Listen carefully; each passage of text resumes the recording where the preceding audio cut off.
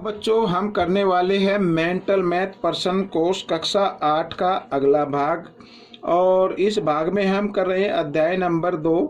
ठीक है, एक चर वाले समीकरण। मैं हूं हरी सर और आप देख रहे हैं मेरा YouTube channel maths with Hari sir special Hindi medium के बच्चों के लिए। कुछ बच्चों के कमेंट्स आते हैं, पता नहीं वो मेरे दूसरे चैनल को देखते हैं नहीं देखते हैं। जो बच्चे इंग्लिश मीडियम में पढ़ते हैं उनके लिए पहले से ही एक चैनल है जिसका नाम है चलो कदम बढ़ाए। आइए करना शुरू करते हैं। क्वेश्चन नंबर यहाँ पर 26 मीन्स पर्सन नंबर 26। तो पर्सन नंबर 26 क्या कहता है, आइए इसको कर लेते हैं। सबसे पहले देखो, पढ़ लेते हैं ध्यान से। समद्विबाहु त्रिभुज का आधार 8 सेंटीमीटर है। ये मैं एक समद्विबाहु त्रिभुज बना देता हूँ इस तरीके से, छोटा सा, ये ए और बी, ये सी, ये आधार हो गया। ये है 8 सेंटीमीटर, ठीक है। और इसका परिमाप 20 सेंटीमीटर है और परिमाप यहाँ पर दिया। समान भुजाओं की लंबाई ज्ञात कीजिए। अब समान भुजाओं की लंबाई तो दी हुई नहीं है, तो आप इसको x मान लीजिए, इसे भी x मान लीजिए, क्योंकि समद्विबाहु त्रिभुज में दो भुजाएं क्या होती हैं, बराबर होती हैं। ठीक है, तो a भी बराबर होगी AC के। ये अगर हमने x ली है तो ये भी क्या होगी, x होगी। आइए निकाल लेते हैं परिमाप। तो परिमाप क्या होगा बच्चों, देखो, पहली भुजा जमा दूसरी भुजा जमा तीसरी भुजा, ये होता है परिमाप। ठीक है, लेकिन दिया हुआ परिमाप कितना है, 20 सेंटीमीटर, तो 20 को यहाँ पर रख देना है। ठीक है, ये भी परिमाप है और ये भी दिया हुआ परिमाप है, तो दोनों बराबर हो गए, तो बराबर हमने रख दिए। तो 1x और 1x होता है 2x और बराबर 20 और आप 20 है ये, जमा 8 को लेके आना इधर, इधर आकर ये घटा 8 हो जाएगा। 20 में से 8 घटाएंगे तो 12 आ जाएगा। तो x का मान अब आपको निकालना है। तो 12, 2 इधर गुणा में है, इधर आकर ये भाग में आ गया, 2 से भाग किया, 2 6 12, तो x बराबर आ गया 6। तो समान भुजाओं की लंबाई कितनी होगी, 6। तो यहाँ पर लिख देता हूं मैं, समान भुजाओं की लंबाई बराबर 6 सेंटीमीटर। ठीक है, इस तरीके से ये क्वेश्चन जो पर्सन 26 है ये आपका हल हो गया। अब हम करेंगे पर्सन नंबर 27। तो पर्सन नंबर 27 को भी आपको पढ़ना है बड़े ध्यान से।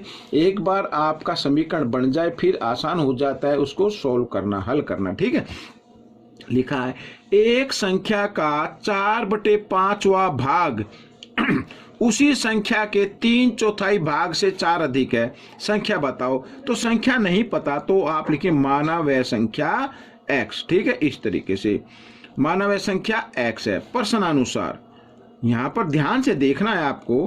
प्रश्नानुसार लिखा एक संख्या का 4/5वां भाग, संख्या का 4/5 भाग यानी 4x/5, ये होगा 4/5।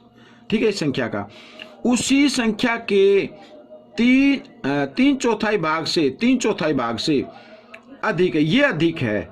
और इसका 3/4 भाग क्या होगा, देखो 3/4 भाग होगा यानी 3x/4, ये 3/4 हो गया। 3/4 को 3/4 बोलते हैं। अब ये अधिक है। अब कैसे पता लगेगा अधिक, अगर हम बड़े नंबर में से छोटा नंबर घटा दे तो कितना आना चाहिए, 4 आना चाहिए। अब आपको क्या करना है, 4 और 5 क्योंकि लगातार संख्या आ गई है तो 4 और 5 को गुणा कर दीजिए, वही आपका लघुत्तम हो जाएगा। साथ ही क्रॉस में भी गुणा कर देनी, 4 को इस 4 के साथ करना है, 16x आ जाएगा, घटा 5 को 3x से 7 गुणा करना है, यहाँ पर 15x आ जाएगा और बराबर 4। ठीक है, आगे इधर 16x में से 15x घटा दो तो 1x बचेगा, बराबर 4। अब 20 यहाँ पर किस रूप में है, भाग में है, इधर आकर ये गुणा में आ जाएगा। तो 20 चौक कितना हो गया, 80 हो गया। तो वह संख्या कौन सी होगी बच्चों, 80 होगी। ये आपका उत्तर बन गया।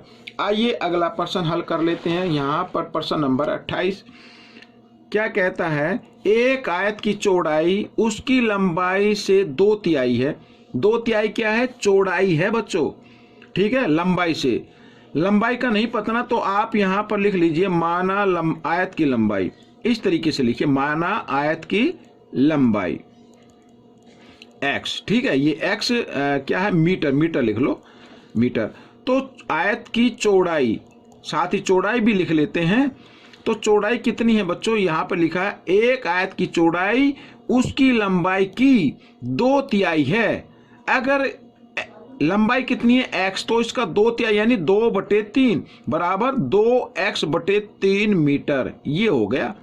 यदि आयत का परिमाप 180 मीटर है, ठीक है, परिमाप यहाँ पर दिया हुआ है, उसको भी लिख लेते हैं 180 मीटर, ठीक है। तो इसकी लंबाई व चौड़ाई बताओ, आइए कर लेते हैं। परिमाप दिया हुआ है ना, तो आयत का परिमाप आप निकालिए, आयत का परिमाप। तो आयत का परिमाप का फॉर्मूला होता है 2 लंबाई जमा चौड़ाई, यही होता है, ठीक है। तो ये फॉर्मूला हमें जो दिया हुआ परिमाप है उसके बराबर रख देना है। तो 2, यहाँ पर लंबाई क्या है आपकी बच्चों x, तो x लिख लेते हैं, प्लस चौड़ाई क्या है 2x/3 और बराबर रखना है आपको 180, इस तरीके से, ठीक है। ये आयत का परिमाप निकालने का तरीका होता है, लेकिन दिया हुआ परिमाप कितना 180, तो दोनों परिमाप हो गए, बराबर रख दिया हमने।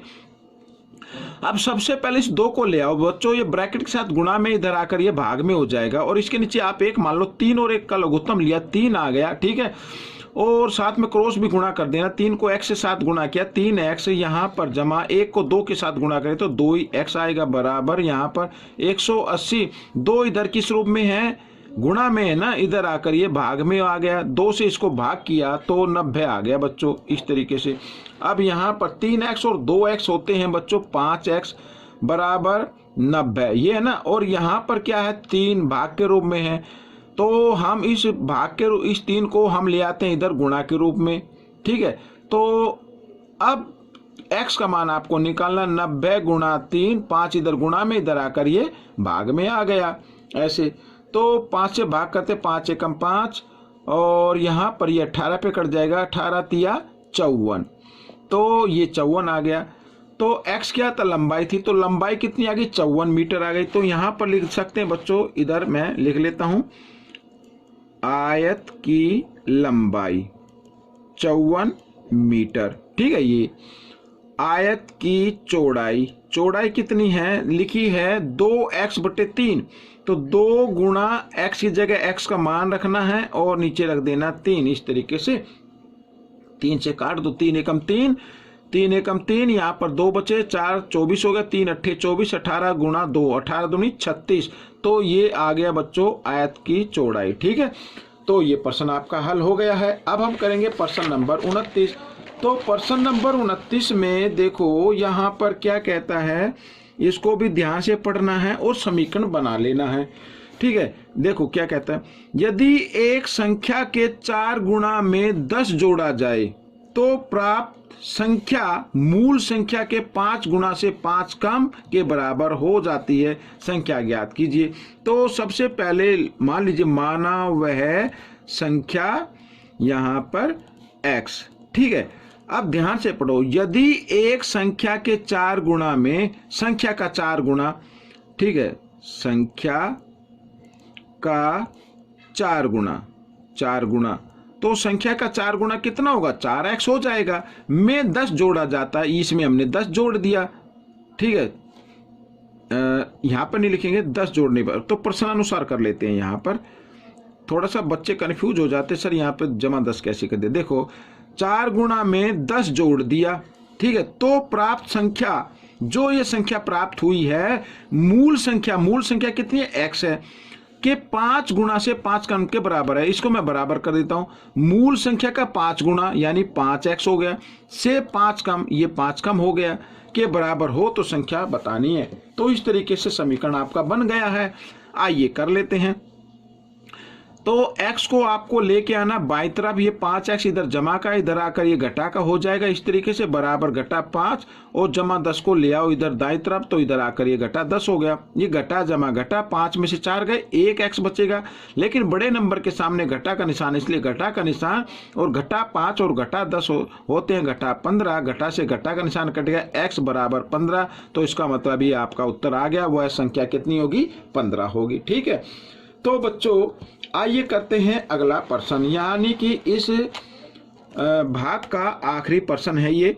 इसको मैं आपको 2 तरीके से बताऊंगा, एक तो छोटे तरीके से और एक बताऊंगा बड़े तरीके से, यानी बेसिक तरीके से। 3 लड़कियों की औसत आयु 20 वर्ष है, तो लिख लेते हैं 3 लड़कियों की औसत आयु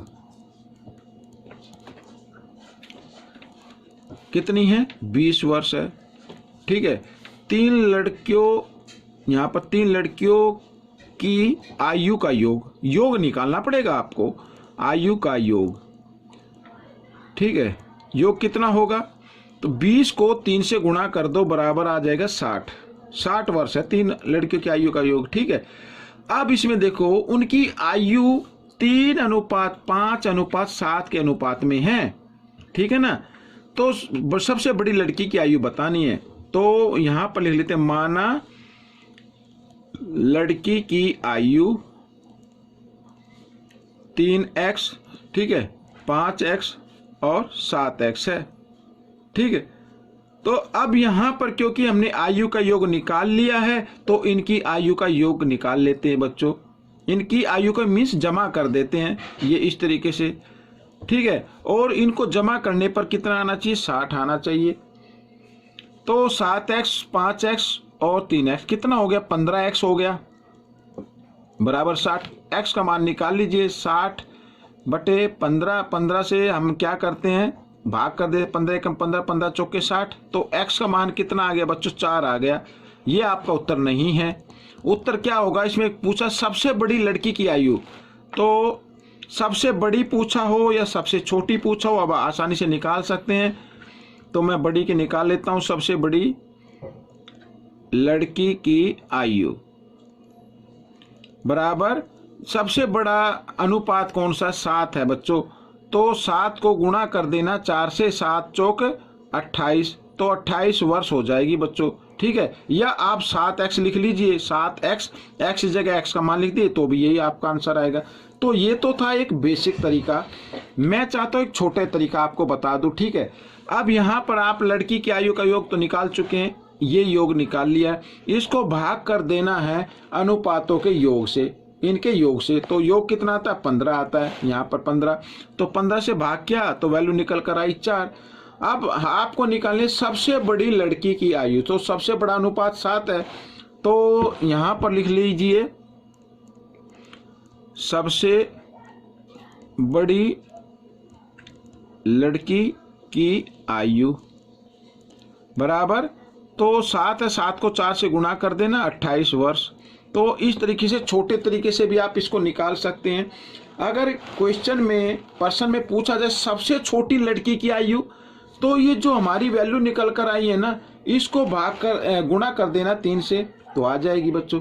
तो इस तरीके से ये भाग आपका पूरा हो गया है। आपको ये भाग कैसा लगा मुझे जरूर बताएं और इसमें से सीखकर दूसरों को सिखाएं। मिलेंगे अगले भाग पर, तब तक वीडियो को देखने के लिए आप सभी बच्चों का धन्यवाद।